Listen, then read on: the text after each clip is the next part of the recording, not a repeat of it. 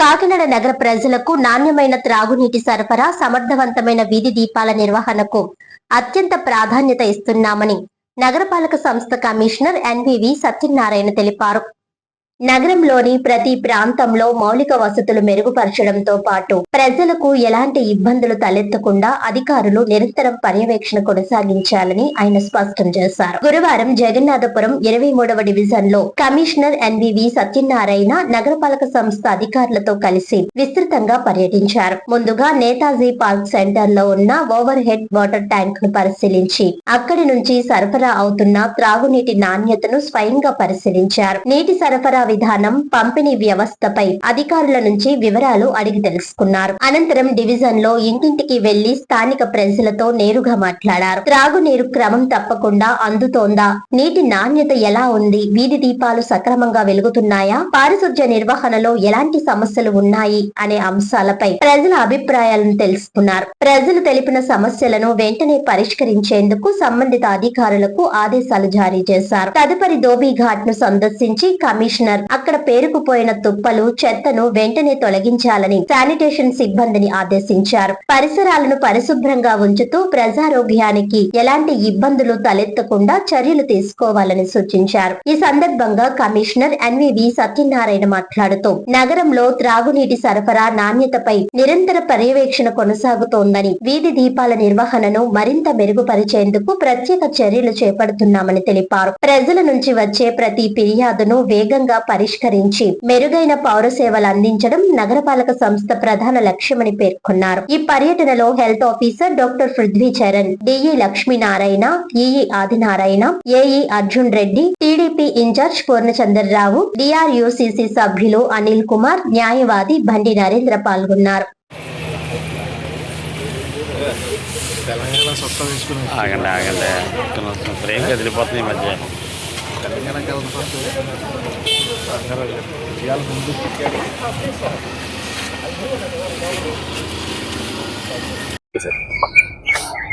అందరికీ నమస్కారం అండి.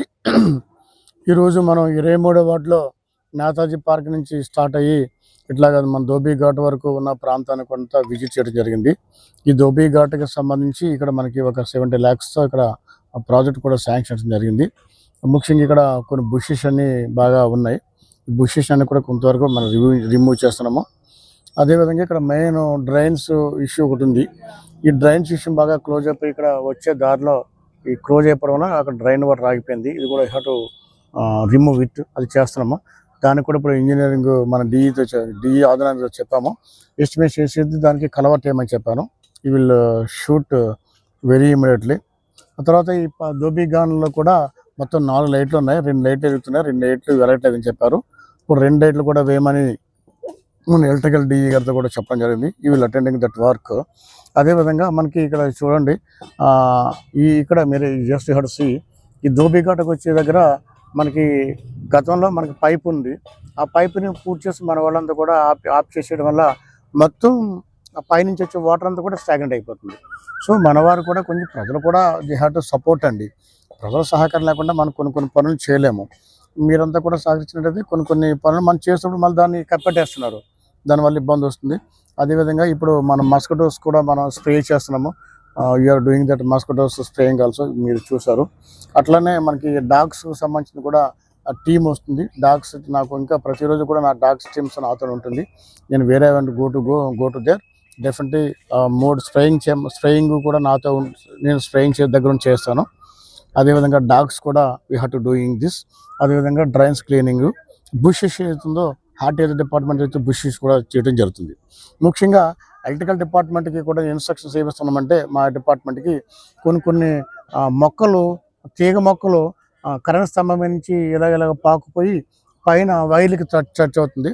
దానివల్ల కూడా ఇబ్బంది అవుతుంది. ఇప్పుడు మన ఎలక్ట్రికల్ ఈతో చెప్పాను, వాళ్ళ సిబ్బంది ప్రతిరోజు కూడా ఉంటారు కాబట్టి ఏ ట్రాన్స్ఫార్మర్ దగ్గర కానీ, ఏ వైర్ దగ్గర కానీ, స్తంభం దగ్గర కానీ ఆ వైర్లు వెళ్ళకుండా, ఆ మొక్కలు వెళ్ళకుండా చూసిన తర్వాత ఆయనకు అప్పగిస్తున్నాం. You will doing the things. ఏం పేరు? రామ్ కిరీట్ చూస్తారు, డిఈ గారు ఓవరాల్గా సూపర్ చేస్తారు. సో ఇప్పటి నుంచి కూడా ఇప్పుడు కూడా బుషెస్ దగ్గర అంటే తీగలు వెళ్ళకోకుండా చూడాలి. ఏదైనా మాకు అట్లాగా వాళ్ళు కూడా పరిస్థితి నా దృష్టి నేను పరిస్థితి చేస్తానండి. అనిదా కొంచెం సహకరించండి, అడ్వైజ్ ఇవ్వండి.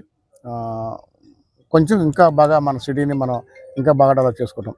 అదేవిధంగా ఇక్కడ మనకి 23వ వార్డులో ఉన్న వాటర్ ట్యాంక్ని మనం పరిశీలించడం జరిగింది. పెద్ద వాటర్ ట్యాంకు.